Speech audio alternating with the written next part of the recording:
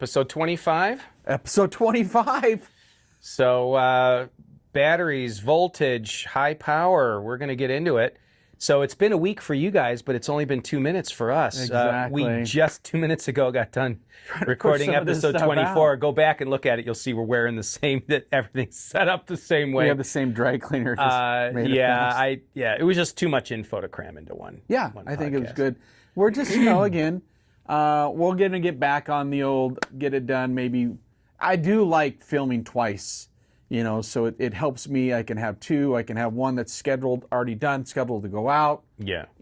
Well, and it's just, it's whatever, 16, 18 minutes of driving time and loading stuff in and out of the car and getting all set up and the hi, how you doing and stuff. Trying to find the time to do it. Trying to find it. Yeah, because we both are, busy people. We covered that in the last podcast. And so everybody's busy though. I don't want to make it sound like we're the only busy ones. We're just normal people, just busy, just like everybody else. Yeah.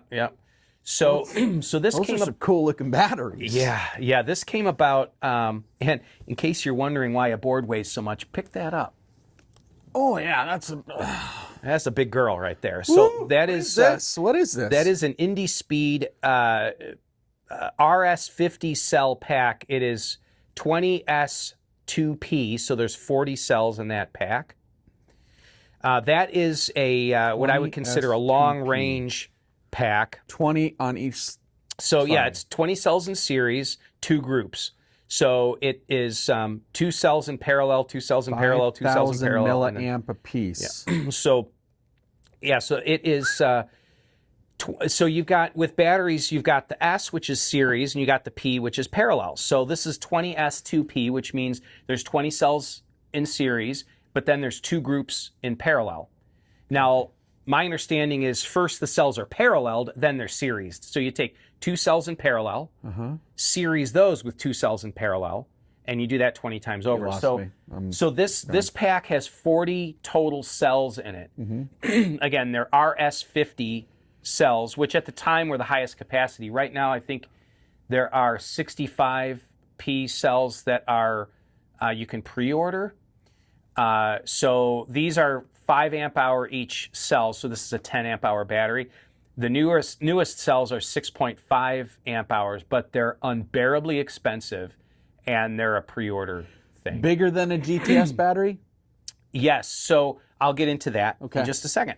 Because so this board is a GTS FO, so it's got a stock GTS battery on board, which is a 27S1P, and I believe they're P45 cells, so they're 4.5 amp hour.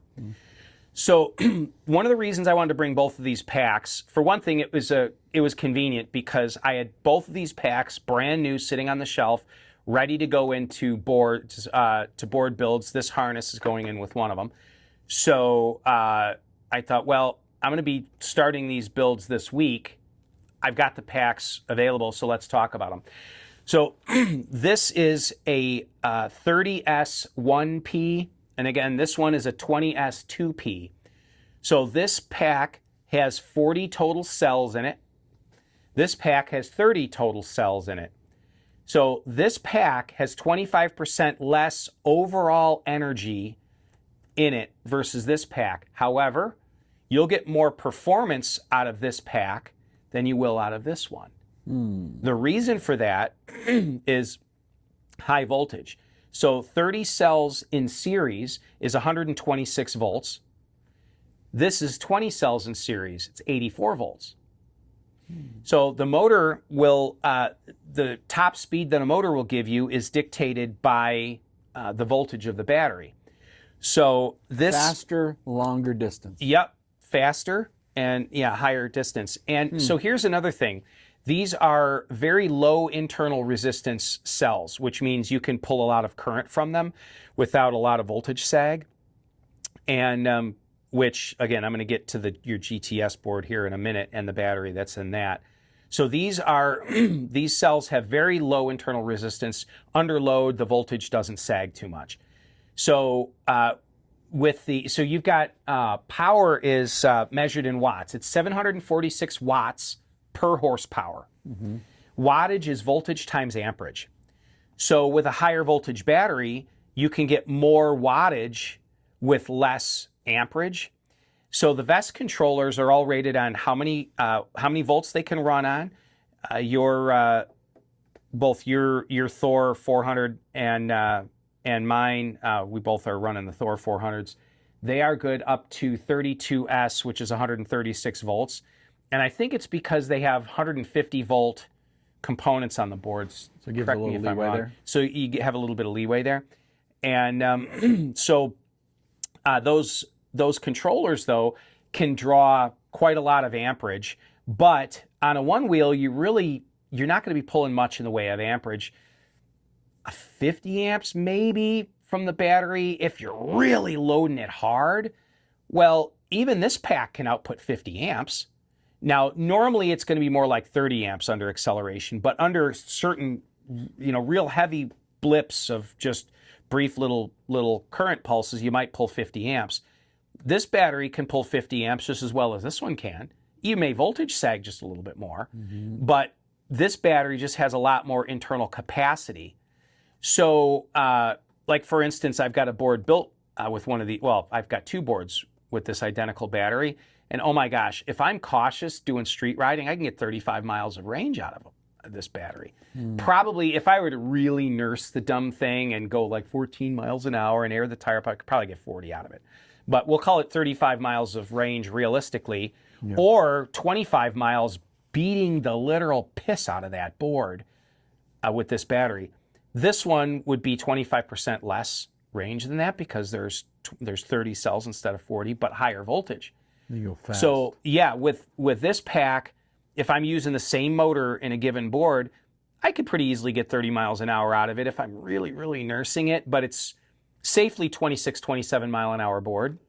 This pack, oh my gosh, 40 miles an hour.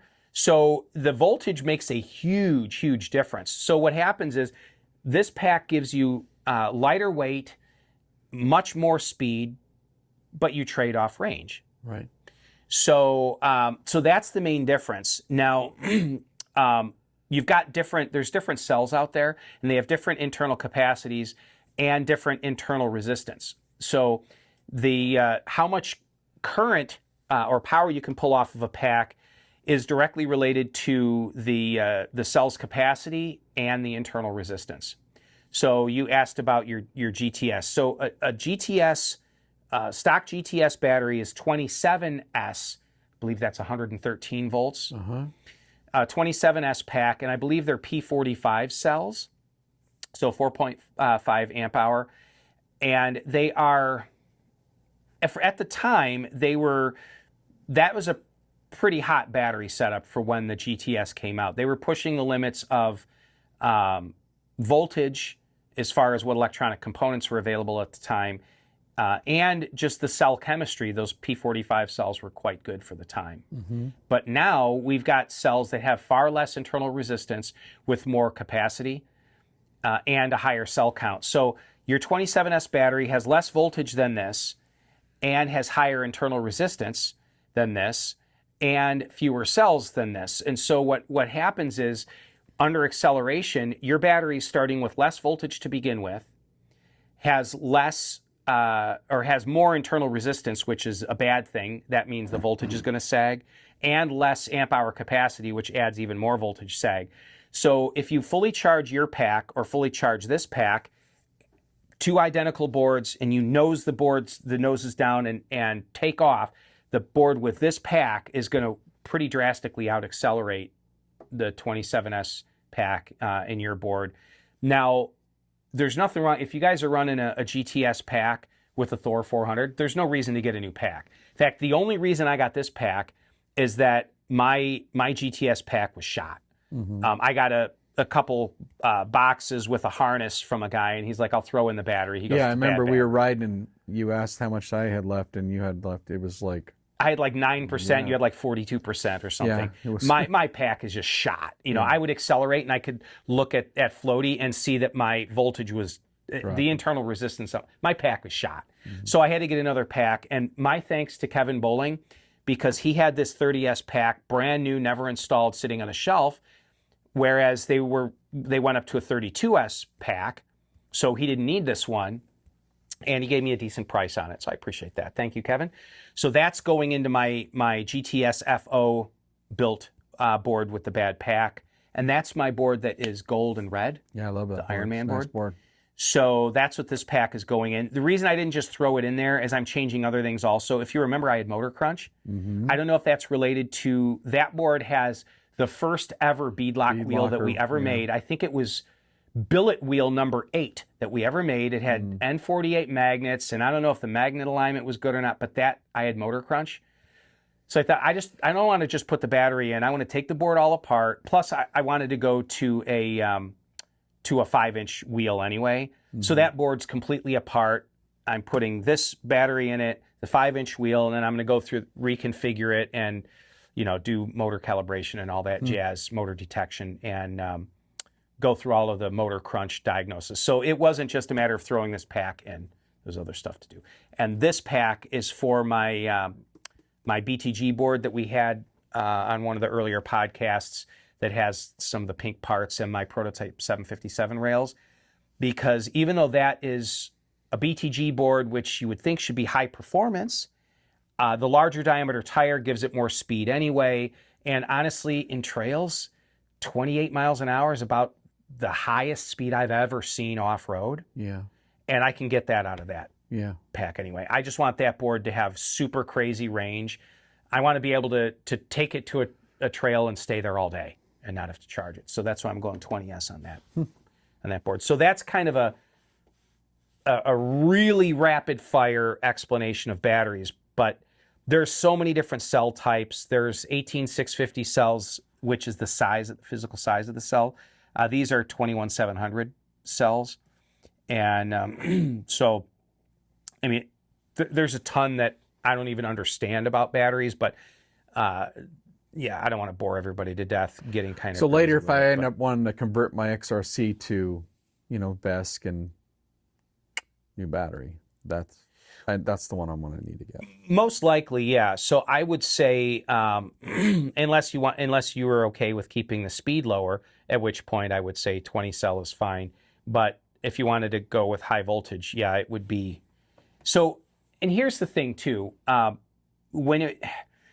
say the Thor and other 32S controllers that are out there, yeah, they'll handle 32S, but the problem is at 32S, they're pushing the ragged edge, because if you, under regen, you're spiking the voltage and just what's called current ripple through the system, you end up with these high voltage spikes. And it's a known thing with some of the higher voltage controllers that if you push the voltage way to the edge, there's a chance you could have an issue. So, for instance, a handful of Thor 400 owners have mentioned that they blew their controllers till they went down from 32S down to 30S, and then they're stable and super reliable. And that's why I got this 30S pack. I have a 32S pack being built for me right now, and what I'm going to do with that pack, it'll be running on a Thor 400 board, but I'm going to stop charging it at 126 volts, which will be like 90% state of charge or whatever. So if you're running 32S on a 32S controller, my advice, and it's actually better for the cells anyway, to stop charging at 90%. Yeah, just like a cell phone or car. Yeah, just like an EV or a cell phone. Yeah, so it's better to do that. Yeah. So with this battery, I could charge it to 100%, and the controller will handle it. I'll probably only charge it to 90% or something anyway. What's the board that's on the outside of it? So that's the BMS. You'll notice there is no BMS mounted on this battery yet. I've got the BMS. I just hadn't wired it up. So you mounted that on there? Yeah. So when you buy, and the reason the BMS is installed on this board or on this pack is I got this pack from Kevin Bowling, and normally, if you get an Indy Speed pack, you would get a pack and a BMS, and they configure it for you. So you just plug and play. In this instance, that wasn't the case. I got the pack from Kevin, and separately, also from Kevin, was the BMS, separately packaged. They were sold to him at different times. And so because of that, this BMS wasn't configured to the pack, nor did I have the right connectors. So Indy Speed sent out the connectors. Then when I connected it up, it didn't read properly, and so I had to go into the software and update the BMS. So I thought, since I did all that updating, I'm just going to leave it connected to the pack, because it took some time for me to set it up. And this pack came with a pre-configured BMS. They just don't plug it in. So rather than carrying it around and potentially damaging the BMS, I don't have it on there. But I don't want to disconnect this one because I've got it all set up. But so what a BMS is a battery management system.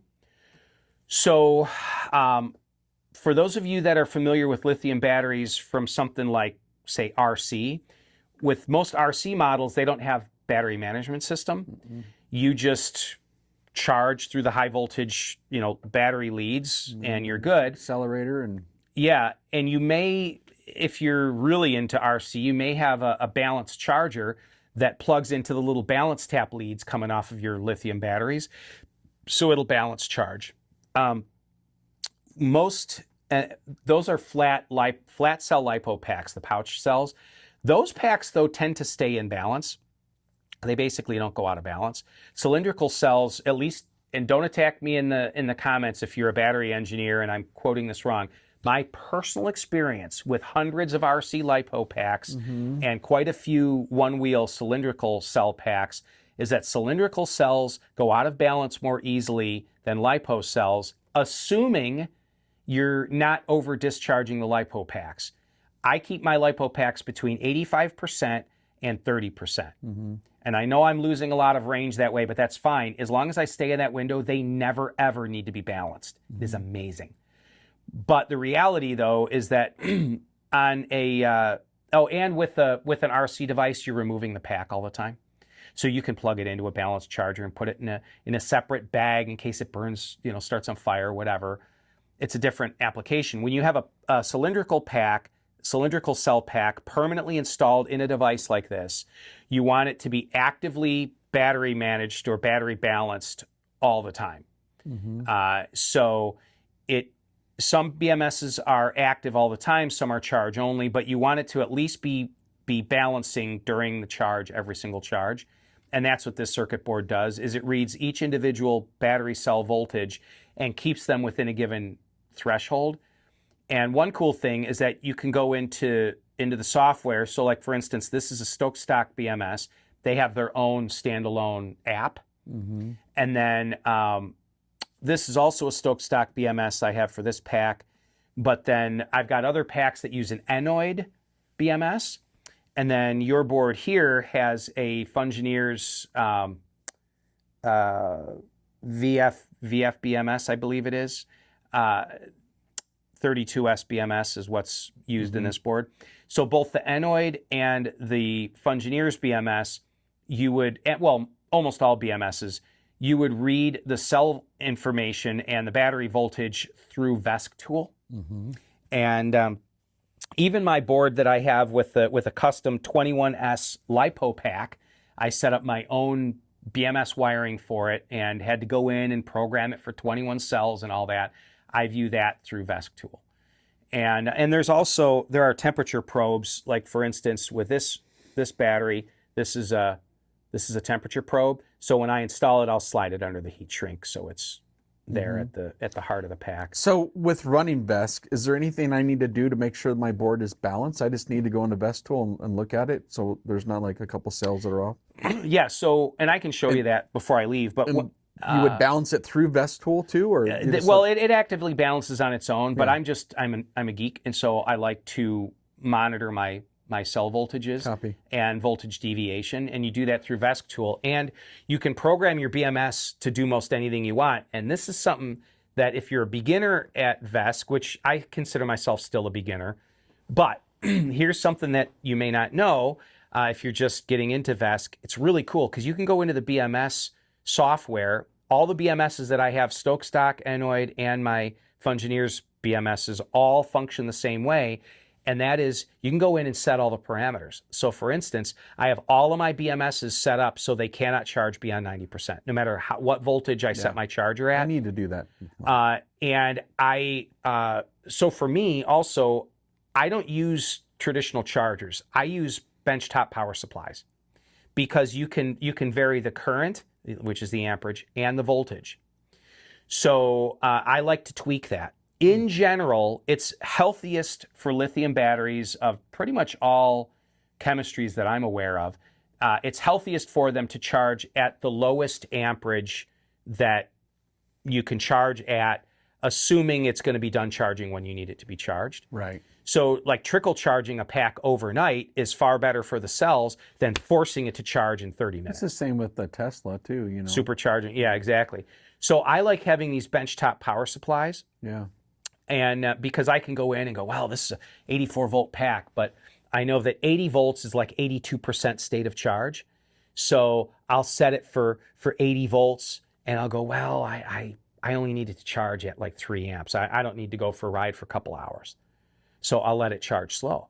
But if I go, geez, I got to leave and go somewhere in an hour, I'll crank it way up 10 amps, charge the heck out of that thing so I can go on my Forces the ride. cell to expand and Yeah, so finds room. it's hard. Yeah, it's harder on the cells and all that to charge faster. But I like having that control. So I use benchtop power supplies as chargers because I can control them. And then I go into the BMS software, and I limit the state of charge, the maximum state of charge. What do you take on the road then? What do you take? Do you just use normal chargers then? No. When I'm on, like if I go on vacation or like if we if we were to go, whatever, I would bring my normal power supply Okay. that I use. I do have a couple of chargers. I have a couple dedicated lithium chargers. I just don't use them. Yeah. And they, Because they're I've seen some that are, that you can take with you, but you can. Yeah, some of them are adjust the adjustable. amp, The Indy Speed sells their Omni charger. That is a great charger, by the way. I had one, but I sold it with a board. Shouldn't have sold it with the board. It's a great charger. It's a high current charger, and it's adjustable, and it's got its own little digital readout. Yeah. So, and the thing is too, if you have a charger that doesn't have its own readout, you can view all that stuff through Vesk Tool. Turn on the vest and it's going to tell you. Yeah, so what you do, and I can show you this before I leave, but when you plug your board into the charger, you can then go into Vesk Tool and you can see, it will show you the BMS shows up as a Vesk device, and you would connect to it, and then the toolbar at the top, you would page over to BMS, touch that, and it shows you all the individual cell voltages. And then you can go in and you can tell it how much voltage variance you're willing to allow per cell. So most, I think for default, usually it's 0.02 volts is the voltage variation before it starts balancing. And but you could set it real narrow if you really want to and really balance them. But there's no need to do that, and it does heat up the BMS. Like I've gone in and I've looked at the BMS temperature. I had one board set up that my LiPo board, and I had it set up for like 0.003 volts variance or something like that, and force it to balance. And I'm watching all the cells balance back and forth. I'm like, this is going to be perfectly balanced. Well, it fought to balance for the longest time, and eventually it shut down. I'm like, what's going on? I go into Vesk Tool and I look, and the temperature of the BMS was real high because it was fighting to balance and fighting to balance. So I'm like, okay, I'm asking too much of it to make the cells perfect. So I moved it to 0.015 volts variance, I think, before it starts balancing. So you can set all that stuff in the BMS, and depending on the BMS, I think you can also, I could be wrong on this, vary the amperage at which it will allow to the pack. But I think that all that does is it faults and shuts down if the amperage is too high. I could be wrong on that. But anyway, a BMS isn't a charger. You don't use a BMS. You don't just send unlimited power into a BMS and then get the settings to charge your battery. Yeah, no, it doesn't. It doesn't work that way. But the BMS, you can have it shut down because the charging goes through the BMS. And so you can set it to shut off at any voltage you want. So like I think I've got the BMS in the my all silver board is set up to shut off at 4.15 volts per cell. 4.2 volts per cell is 100% state of charge. So I think it's 4.15, which is like 88 or 89% state of charge or something. I like the green light and the red light. Yeah. Well, and see, that's the thing. I will Green say, is done. The beauty of buying a board from Future Motion is you plug it in to the wall outlet, you plug it into the board. Or the Vest one goes beep beep beep beep. Tells you when it's done. Tells you. Yeah. So, and that's another thing too. Some BMSs will do a sample every few minutes and give a beep. So I've got all these. I've got 7 or 8 Vesk boards Got in all my these sounds office. going off. So every 15, 20 minutes you hear beep. Yep. Beep coming from the office. My wife's like, "What is that?" I said, "It's all the BMSs on my boards." She doesn't really care. My office. You can hear it from our living room. So, but I'm bad with software, but I am a geek and I love data. So I struggle to learn the software, but I love watching individual cell voltages while it's charging. And I love going in and tweaking Vesk tool. And I love all of that. So Vesk is awesome for me. But most people don't want that. Most people want to buy a board, plug it in, and look, it's a red light, it's still charging. Green light, done charging. Get on it, press a button, and ride. Awesome. That is awesome. And I'd say go out and buy a Future Motion XL. You have all the performance you need. It's already, BTG tire. I'm still waiting for them to send us XLs. How do we ask them for them? Yeah, I'm like, guys, send us a dozen XLs and we can Just order. need an XL or two, maybe an antique bike. I want to test one of those. Yeah, send us some antique bikes. More than happy to give you a plug. So there is that is the beauty of FM stuff, and their products have matured to the point that the performance is really good and all that. But I just once you get into Vesk and you start to understand it, it's really cool because of the level of control that you have over all the parameters. Mm-hmm. It'll drive you insane getting your board tweaked just the way you want it at first, though. But now it's like. But once you get it all set, you're like, dude, turn it on, ride. Yeah, just turn it on and ride. Well, I am getting from Evan, one of the guys that rides in Chicago OneWheel. I'm getting, what's it called, the pub mode. Mm-hmm. So a remote for your Vesk. I'm excited about that. I want to test it out. Everybody's got them. I just want to be part of the crew.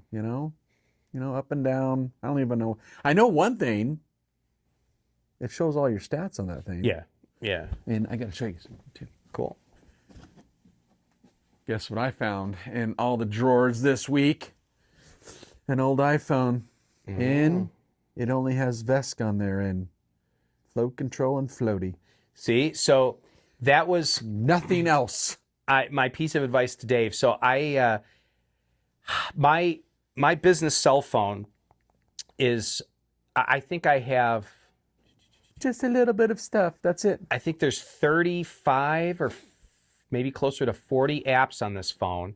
Virtually all are for my appliance business. Yeah. Various parts suppliers and Sears, and I've got different parts lookup tools in my bank account, and the Tesla app for my car, and just it's insane. There's no games on this phone at all, and yet the memory is just about full. And so I got a separate phone. I just $62 shipped on eBay. Yeah. Just a used phone that was on Android 14, because that's what I needed to run Floaty with the Thor 400. And so I told Dave, I've got 4 things on it. I've got Vesk tool, I've got Floaty, I've got Float Hub, and I've got what's the last one? I don't remember, but I've got four apps. And it is for my OneWheel only, and I wear it. I got one. Well, I haven't bought it yet, but I found one.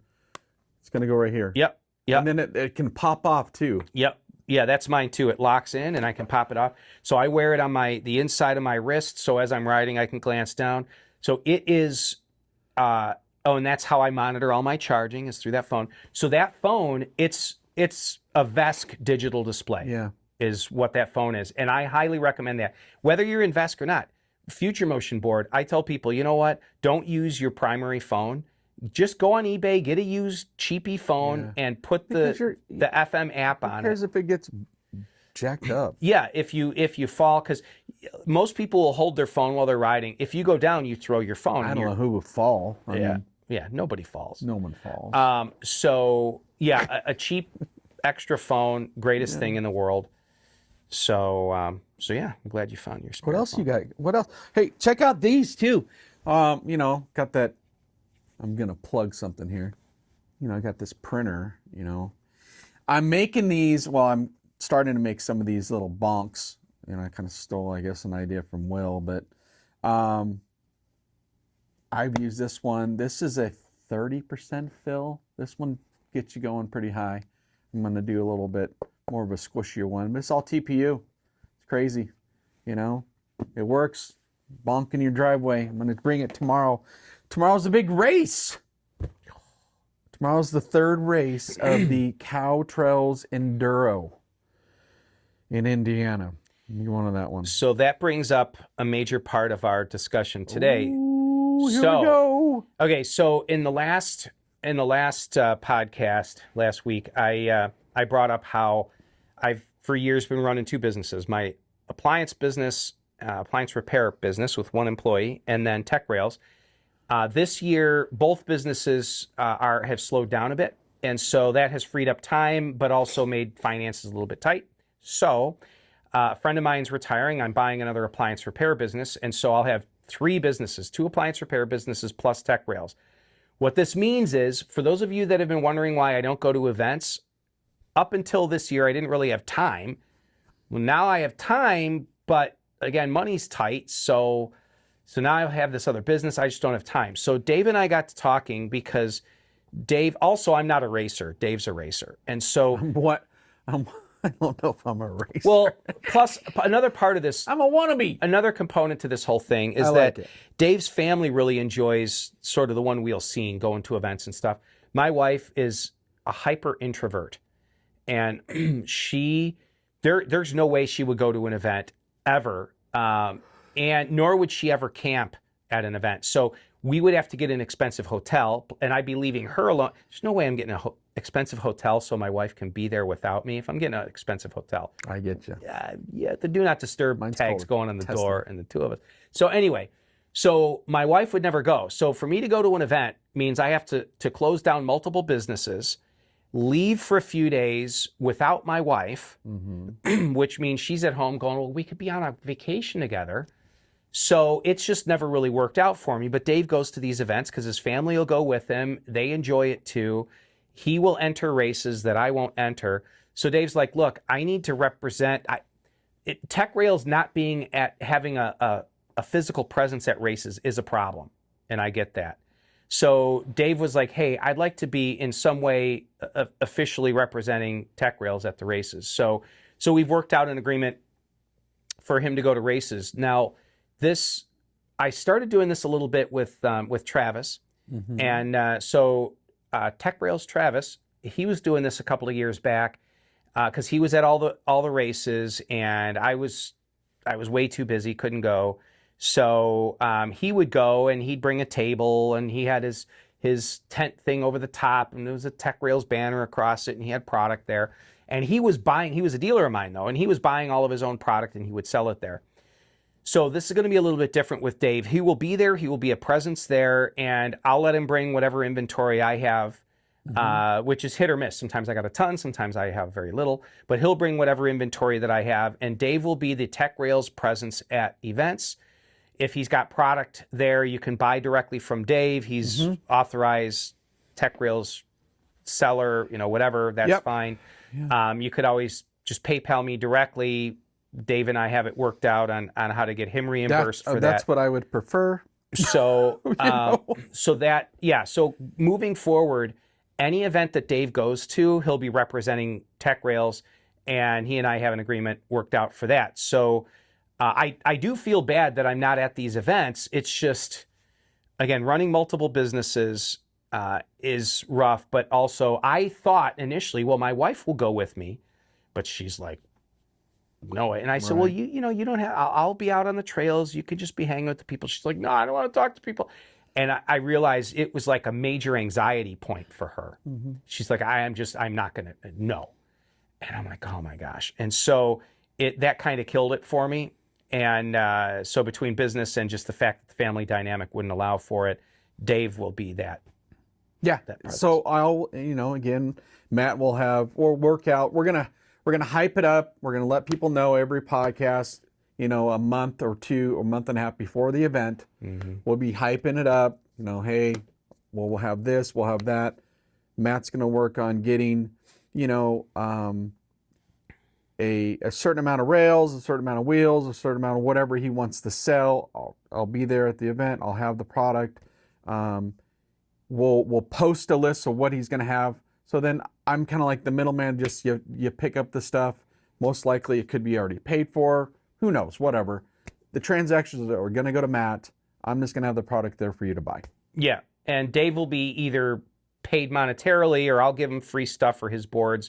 We'll work all that out. Yeah. Well, we've already discussed that, so that's fine. But I think it's going to be good. Also, one little facet of acquiring this other appliance repair company business is that that will alleviate any stress that I will have on how much profit is TechRails making and how much can I afford to stock, because all of a sudden, our personal finances will be, plenty good without taking any payoff of TechRails at all. And the reason I bring that up is that I'll be able to start stocking more stuff. And I know that that's something you guys have brought up. And I'm not the only one. I know TFL has limited drops too.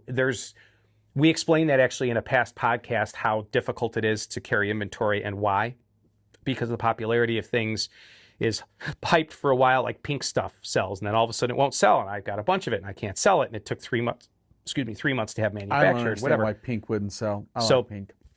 Orange, different colors. So Orange would be cool too. But moving forward, I won't worry about that stuff as much because it'll just be, well, there's 30 grand in TechRails account. I'm going to spend all of it. I'm just going to completely fill my office with TechRails product. I've got shelving up to the ceiling. Dave's seen it. And I'll just completely line the shelves with loaded with product and not worry about it in the slightest. But up until recently, I couldn't do that. It's like, well, I'll order 6 sets of rails. And then the machine shop would complain and said, dude, we have a 10 lot minimum. Oh, I don't have that much money though. Like, it was a thing, keeping inventory, because my family relied on some level of salary from TechRails. But that won't be needed anymore, a salary off of TechRails. So now the inventory can grow. And that way, when Dave goes to races, he should be able to bring with some representation of every product that we make. And so I'm looking forward to that. Also, I think the industry has bottomed out. And I don't think it's going to, I think it has settled into sort of a nice norm. It's not going to go away. It's not going to go away, but it's... You've noticed that by this time last year, Future Motion already had a new board out. It came out in July of last year. That was the XL. Yep. Nothing. So here's the situation. So I do not have any inside scoop with FM. I don't. Just so you guys know, I don't. Have I been in communication with them? Yes. But I don't have an inside scoop with them about product releases or anything. However, let me lay out an analysis of what's going on here. So back in 22, 23, sales were absolutely through the stratosphere. They couldn't produce enough boards. We couldn't produce enough. Like, it was insane. I was ordering $100,000 of product at a time from the factory, and it was just nuts. Well, those days are gone. Well, what happened was the industry had peaked and it started to ease just a touch. Not a lot, but just a touch. But right at the time it eased, Future Motion was releasing new boards pretty regularly.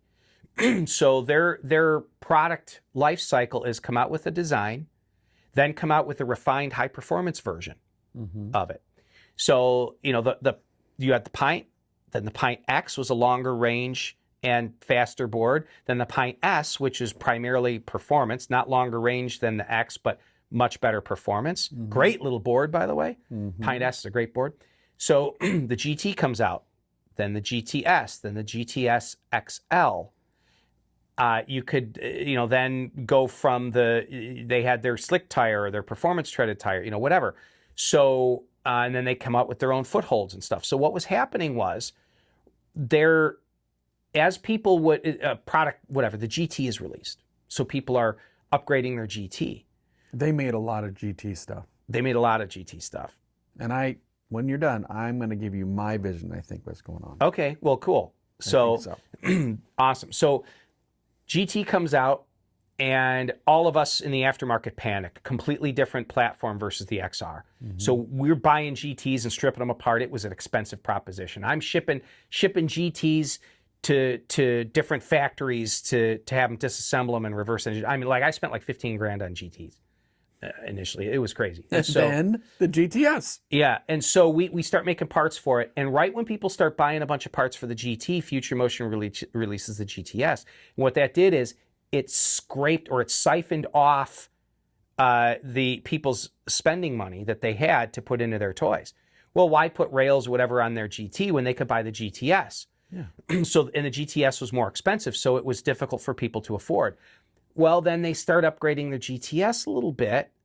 Then the GTS XL comes out. The Rally, and then the GTS. Yeah, the Rally, the GTS Rally. Then the GTS XL Rally comes out, which is longer rails and bigger tire and more performance and better battery and the whole deal.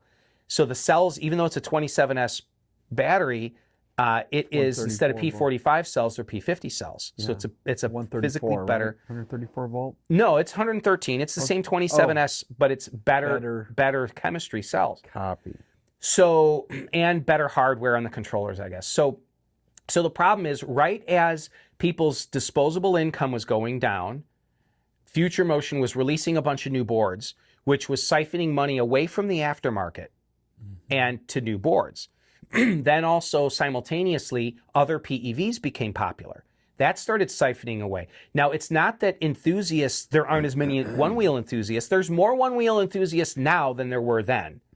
Yes. But they've either already upgraded their boards, or they're saving up for an XL, or they've gone VESC and maybe even bought a complete VESC board, an X7 or whatever. And so what that's done is those of us in the aftermarket don't have as much of a market share from a pure dollars standpoint. However, what is left of the market is pretty solid.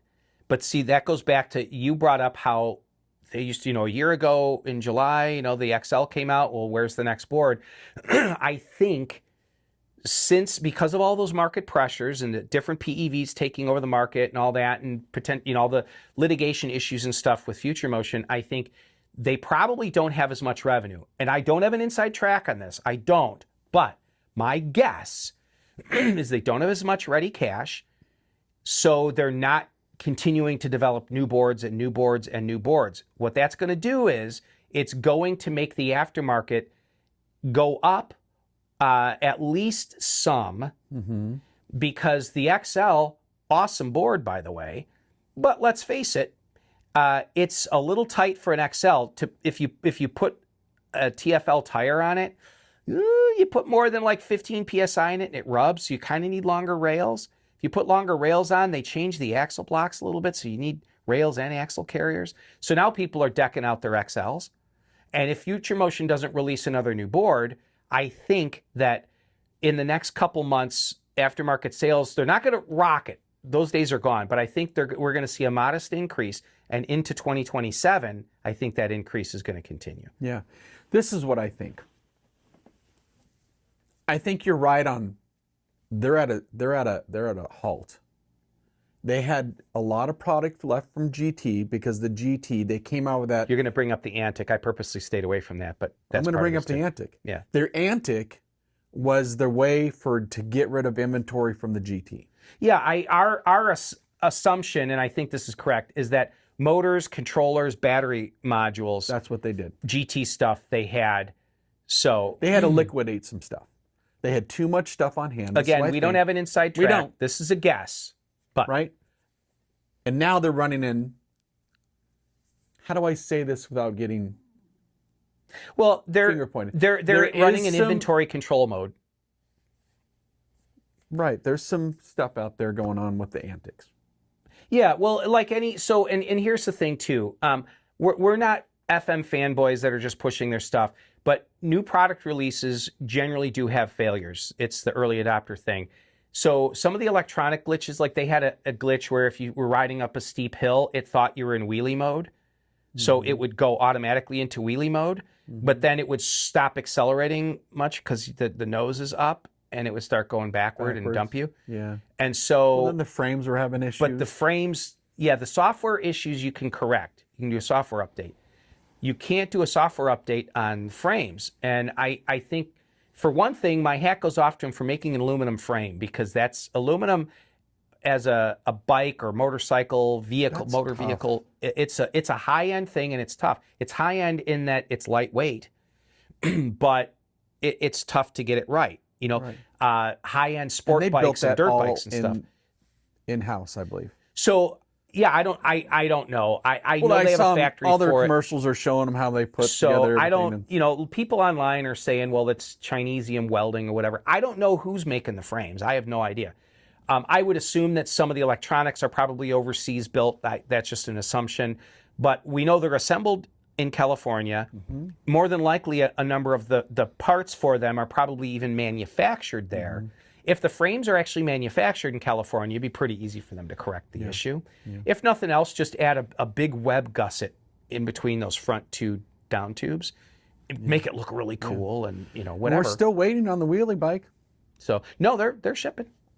Oh, they are? TFL's the wheelie fun bikes are shipping. Is it shipping? I saw that they were in production making them. So there, a couple people have, now they may just be testers, but a couple people have posted, hey, That's got my awesome. bike. That's So again, they're probably. I think that's definitely going to be more of a robust bike. Well, They really it's put got the a steel. time. It's got a steel frame. Yeah. So, but they're also they're targeted differently too. I think the wheelie fun bike is going to be superior, but it costs more. Yeah, I think there'll be races on that thing.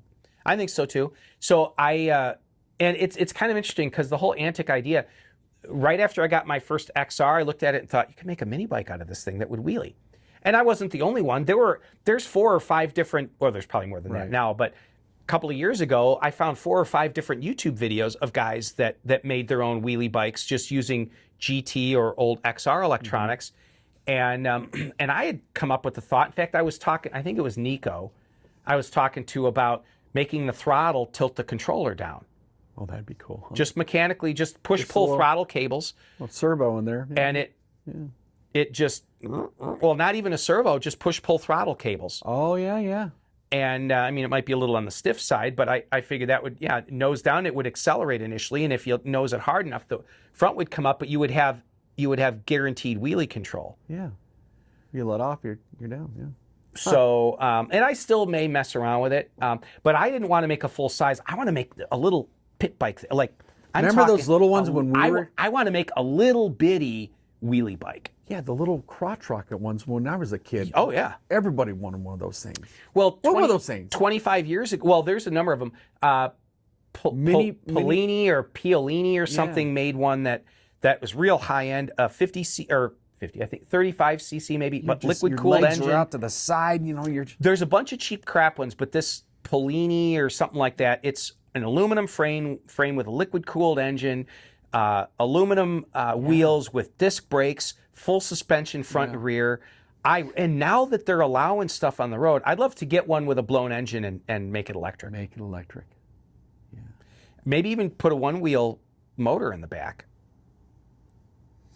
You know, and maybe Future Motion is taking Luke Austin's design and wow, everybody's really into big tires now, and maybe they're coming out with something gigantic. It could be. Now, here's the thing with that. The monster. So BTG is kind of an interesting thing.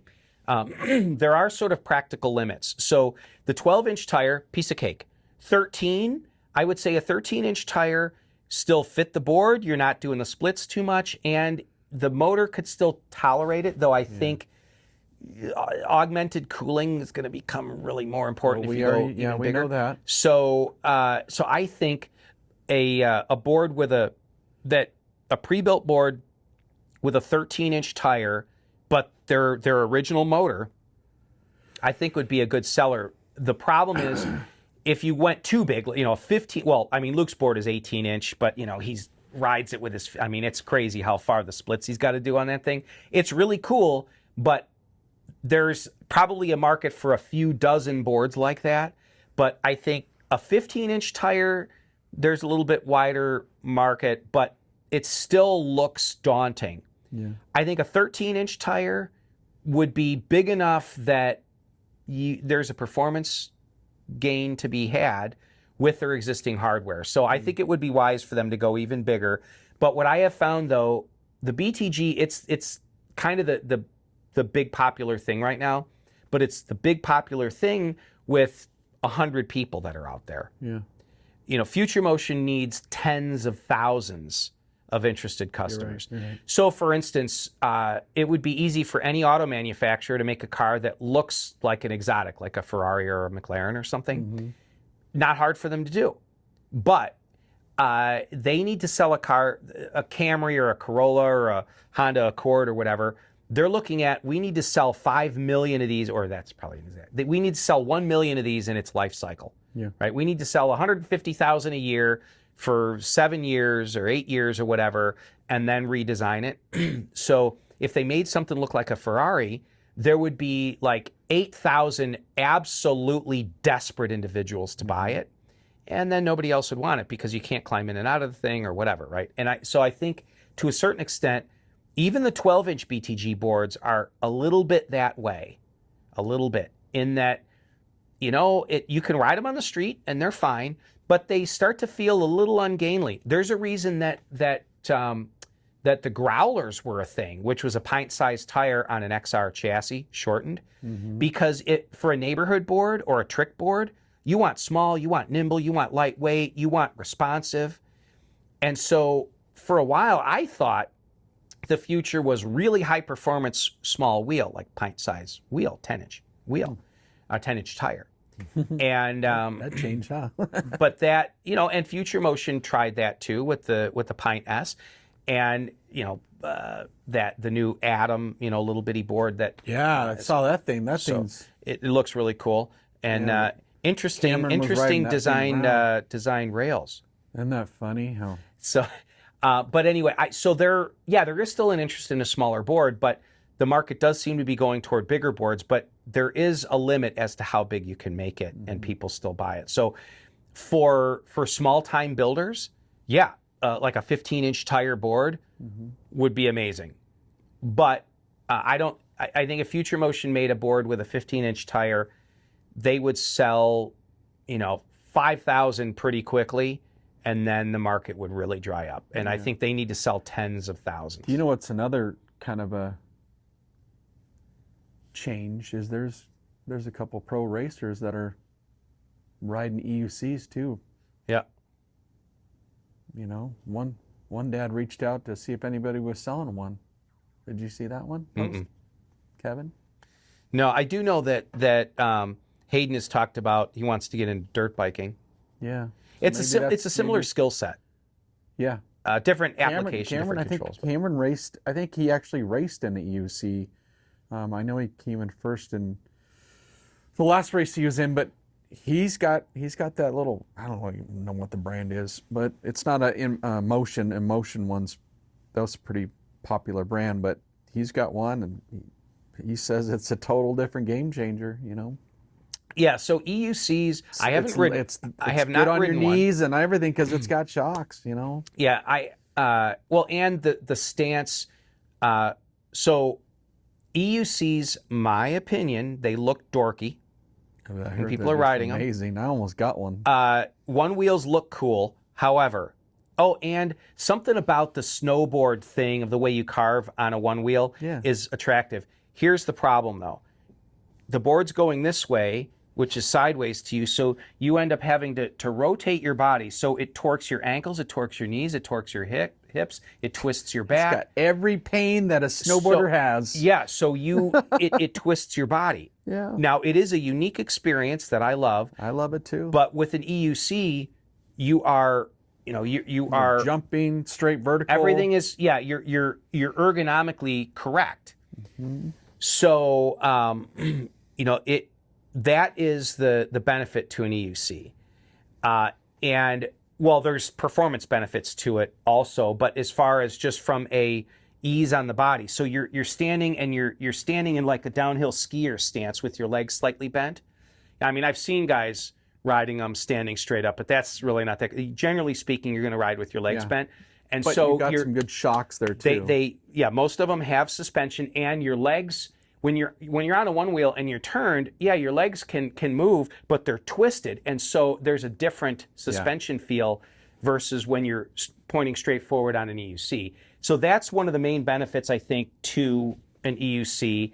Beyond that, the form factor allows for incredibly high horsepower. I'm trying to think of which brand it is, but 92 miles an hour is the one EUC. There's guys doing these drag races where their body is leaned so far forward they could reach out and touch the pavement. They've got to pull their hands up because they're leaned insane. so far forward. There's so much torque. There's so much. They think about the size of the battery in that thing. Well, the thing that's another part of it. The high performance EUCs weigh over 100 pounds. Yeah, 80 to 100 pounds. Yeah, so you're lugging that thing down. They're hard to get into the back of a car, but they're fast. Oh, and jumping an EUC is a very natural thing. It's really easy to jump an EUC really far. I mean, there's guys doing like supercross level type jumps, canyon, jumping over a canyon, jump to jump. On a one wheel, if you see somebody, if you see somebody jumping more than say 4 foot distance on a one wheel, you're pretty impressed. A couple guys that are jumping them 14, 18 feet across and 3 feet up is insanity. On an EUC, that is absolutely nothing. That's just normal. I've been told they're easy to jump though, which attracts me because you almost have a springboard too. We have a springboard. You're naturally pointed in the right direction, and they're less sensitive to angle change, pitch changes versus a one wheel, is my understanding.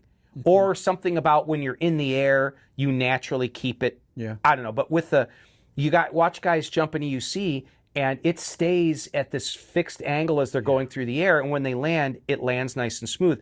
One wheels, if you change the pitch the tiniest bit, the tire will spin the other way. You land and it tail drags. EUCs aren't that way. They're better, so they're higher speed, higher horsepower, and better at jumping. Yeah. But they're better weird for your body. They're weird carving though. So this is why if I was told I could only have one single-wheeled vehicle, it would depend on if it was for commuting, it would be an EUC. If it was for leisure riding around the neighborhood, it would be a one-wheel for sure. Yeah. And as far as if it was for trails, I don't know because I haven't ridden an EUC. But man, I'm this Cameron close to says getting one. that you really, he was like, because I watch a lot of Cameron's videos. So he was talking about when he was riding. He's like, listen, with an EUC, you just go down the trail. You don't have to pick a line. It'll just go because you can virtually almost hop over any type of little, issue with the trail. With a one wheel, you're trying to find that line and go around stuff. Maybe that's too big of a route you don't want to hit. So you're constantly trying to map out your line. EUC, you're just going. You're just going. And they have a narrower tire, which is a different dynamic. You don't hit, if you're on an off-camber trail, it doesn't pitch you off. Right. So here's the thing though with EUCs. Again, I haven't ridden one, so me neither. Off and on, as I heard, is this is all getting off and getting on. Getting on and off is a little weird.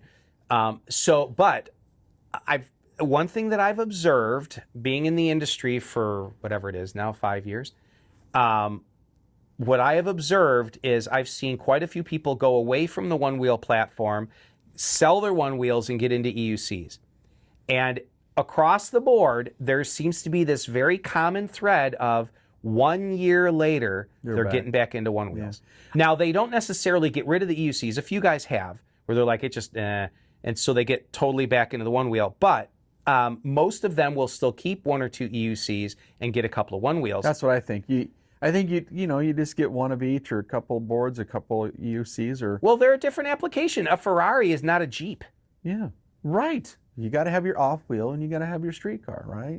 So. Yeah. So I think that it's. I think eventually I'll get one. Yeah. I think what we should do, we should plan on doing it, kind of going through the learning curve together. Yeah. I think when we want to pull the trigger, and I honestly, I have done some research on them. I was so quick to pull the trigger almost on the Emotion V14, the Pro Edition, which is the off-road edition. They just came out what I read was they came out with their version 2, which is supposed to have a better BMS and everything too. So maybe I'll wait. But I mean, that's $2,600 thrown down, and they send you a free helmet. You get to pick out a helmet, and you get all the attachments for $2,600. And that's coming from InMotion. Now you can't get your cheapest OneWheel board would be an XRC at $1,900. Yeah, know? it is. EUCs, I'm not sure why. You're getting everything. But you seem to get more performance per dollar Absolutely. with an EUC. Now, I think another thing that is maybe a negative, I don't know if that's a good way to word it, but another trait of EUCs is that makes them less desirable than a OneWheel is it seems like with a OneWheel, there's more, like there's guys that there's trick riding and different things that guys will do with a OneWheel that with an EUC you're just it's gripped between your legs. You just that your flash is what you're wearing on an EUC because I have not seen too many boards too many EUCs that are modified. Well, I'm not talking even about that, but I'm talking about the type of riding you can do. It seems like there's more variety of what you can do on a OneWheel. But I've considered getting an EUC, and I could also then make parts for it. But I mean, oh, there you go. How much could I make? How much? I'm not mean money. How much can I earn? But how many different components could be made? I don't know. But when I started making parts for the OneWheel, I looked at it and thought there's like nothing I can manufacture for that. And now I got this huge product line. Exactly. So you never know. So that part of the reason that I haven't gotten an EUC yet. Number one, I don't have any friends close by that have one. I think that maybe we do it together. It's like drinking. You need to have a buddy. I don't drink, but I'd rather EUC than drink. So that, but also it was the thought that came to mind was there's so many different EUCs. I want to get one that I can manufacture parts for, so it has to be a popular model. Yeah. And I'm thinking I can't buy 8 different EUCs and make a product for each one of them. No, you can't. So whatever we buy, I would like it to be a very popular model, and I'd like to be able to go out of my way to try to design a few parts for it. Let's look into it. I mean, I brought up one name, but there's no InMotion. I think is a good InMotion. There's King something, Kingdoms, or I don't know. There's I know there's several of them. There's several out there. So yeah, maybe it'll be I for one thing, being that I own Tech Rails, I will always have OneWheels, but I'm not against getting an EUC. I don't know how much I will like or dislike it. I have to get one and try it. It does look comfortable to ride. There's things like going up a curb is super easy on an EUC. You can just compress and bounce a little bit, and it's plus just the wheel diameter is so big that So one thing I want to announce too is that Aboveboard is we're going to go through some somewhat a change of the graphics. We're trying to change. It's not going to be just all about OneWheels. I picked out some designs. I want to change the platform a little bit and open it up to more other discussions rather than just OneWheel. Right? Yeah, because we like to talk about other stuff. Like we're just talking about UCs, and again, the whole reason why we came out with the Aboveboard brand was we wanted Aboveboard. We wanted it's something that it's a title that could apply to a number of things. Exactly. Right. We don't except politics. Politics are never above board. Exactly. Kidding, right? But we want to make it to where we can talk about anything. And broaden our horizons. I mean, we already dabbled in it a little bit before, where we talked about health. We did, right? We talked about health. We talked about, and there might be some. We might lose some subscriptions or people, but we want to be able to talk about what we want to talk about. We talked about EVs one time, and I don't want to feel like we have to be dialed right into OneWheels. Well, because the problem is too, you do eventually exhaust what you can talk about. I want to bring on some other people to listen. And listen, it's funny. I have these huge fans. Matt and I do. Matt doesn't even know. My daughter does her internship at McHenry Hospital, and she's going to school for medical imaging. So we have a group of nurses, men and women, that watch our podcast all the time and think that we're like the coolest people ever. They don't OneWheel. It's because they don't have us, that's why. e-bikes. They just like watching the show. Well, I do. I have a couple podcasters that I watch that I'm not really interested in their topic, but they're an engaging personality. And I have these whistles and stuff. I make little trinkets. Well, so they're Dave the first has ones that really won it. gotten into 3D printing, and those are the force flows. Those are force something flows. too. And there's I have Those some came update out on that. just phenomenal. Cool stuff. Yeah, this turned out really good. So I, I don't have a 3D printer yet, but I've talked about it. Now that Dave has one, maybe I'll get one. Maybe I'll get one. So there's a lot of things we can discuss, and I mean, there's so many different things. I mean, we've talked about we have a lot of things in common, and just life philosophy, and we're similar age and different things, and so I think it would be good to be able to do different things. And early on, I had proposed, we call it side tracks or whatever, side topics, and so we've done a little bit of that, and it's fine. And we get less viewership on those, but that's because nobody knew it existed. Again, I want to pull away from that. Yeah. I don't. You know what? I like talking to Matt about stuff. Yeah, and if the only person that listens to our podcast is Buster, I'm all with it. So like Dave will call me and say, real quick, and he'll give me a question that's a minute long, and 45 minutes, and I only have a minute, I'm at work, and 45 minutes later, we're on topic number 8, or whatever, because it's just the way things go. And I mean, part of that is, and I've got a number of friends. So Brad Jennings, the owner of OneWheel Parts, I called him the other day, and oh my gosh, we talked for like an hour.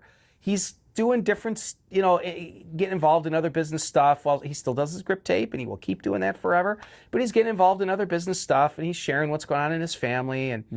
And so what do I typically? I don't want to put you on the spot, but if I were to call you and you answer the phone, do you remember what I oftentimes will call you? Oh, you call me Kimosabi. Kimosabi. So I do this with a lot of people. Well, I started that big time with Brad. So the other day, I call him and he answers the phone and he says, "Hey," and I said, "Kimosabi," and he goes, "No, I was determined to beat you to it, and I forgot this time." So it's just become my thing. So I've got a number of friends that are like this, and especially as I'm getting involved more into appliance repair again, I'm in my car all the time. In an 8-hour day of doing appliance work, 3 hours is in the home and 5 hours is windshield time. So I call people, and I've developed this conversational method, and I've got a handful of friends that are very similar. So I have a YouTube channel, which is terrible. I don't advise that you watch it, but I've got 23,000 subs, and it was me monologuing about the ownership experience of my Model 3, 460 something videos or whatever, which is part of why I say we need to get in other topics, because we will run out of info for the OneWheel, because I ran out of stuff to talk about with the Model 3. And but people would tune in and watch me, and I would get comments. I had 20,000 views on a video, and there'd be 600 comments, whatever. And I'd be reading through the comments, and there were several women. There you go. Several women that would watch and just say, I'm not really into the subject matter you're talking about, but you have a soothing voice, and I just enjoy the talk. Because I would drive and talk to the camera stuck to my side window as though they're a passenger in the car.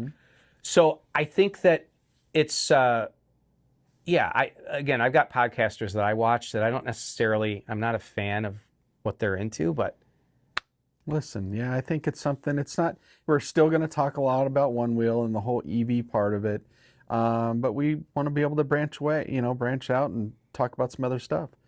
Some life topics. So, we both have e-bikes. I mean, there's certain there's, whatever. There's a lot of topics. So, we want to talk about some other stuff, and maybe it won't have anything to do with something with E involved in it. Maybe it may not even be vehicle at all involved. So, again, we talked about health, and we're in our 50s, and so there's some of that stuff. I want to have an episode about blood sugar, A1C, which is a thing at our age. Dave and I have talked about this a lot, and my doctor was unable to resolve my A1C, my high A1C, but I fixed it. But that would take an entire Yeah. podcast to talk about. So there's a lot of stuff, and life philosophy. I don't want to get into politics necessarily, but spiritual stuff. We're both conservative Christian people. You know, we could talk about that. There's just a lot. You know, family dynamics and raising kids, and you know all that. So yeah, I'm looking forward to it, and. So you're going to see, and it's going to allow me to, because it's a lot more simpler designs. I just didn't pick one. I got like 6 different designs. Graphic designs. Graphic designs. So you're going to see, I'll be able to make some swag stuff a lot easier than this, you know. So, yeah, I'm very excited, and you'll see it coming forward. So, Cool. all right. I think that's it for me. I think that's it for me. Well, keep it safe Keep it clean. and keep it above board. We'll see you next time. Okay. Take it easy. All right.